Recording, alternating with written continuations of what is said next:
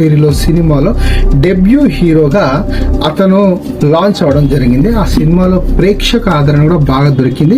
దాని తర్వాత పలు సినిమాలు ఎన్నో చేశాడు, తెలుగు తమిళ్లో కూడా. సో ఇప్పుడు ఫేడ్ అవుట్ అయిపోయాడు అతను, ఈ సినిమాలకు దూరంగా ఉండిపోయాడు అంతే.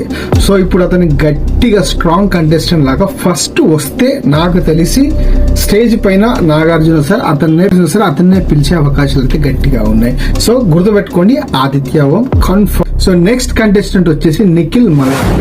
ఇతను కూడా Star Maa and Sridevi drama company participated. దాంతో పాటు మంచి డాన్సర్, చూడడానికి హీరోలా బాగుంటాడు. ఇక దాంతో పాటు ఇతను ఏంది ఇప్పుడు ట్రెండింగ్ లో ఏముందంటే కిలాడి గర్ల్స్ అండ్ కిరాక్ బాయ్స్ అని ఒక షో ఉంటుంది కదా, స్టార్మా సంథింగ్. దాంట్లో మంచి టాలెంట్ ఉంటది, మంచి డాన్సులు చేస్తాడు. ఇప్పుడు చిన్న చిన్న రియాలిటీ షోలో టాస్క్లు అయితే భయంకరంగా చేసేసాడు. సో అతని పేరు వచ్చేసి నిఖిల్ మలయక్కల్. ఓకేనా. సో వచ్చేసి యష్మి గౌడ, ఇతను కూడా ఒక సీరియల్ ఆర్టిస్ట్.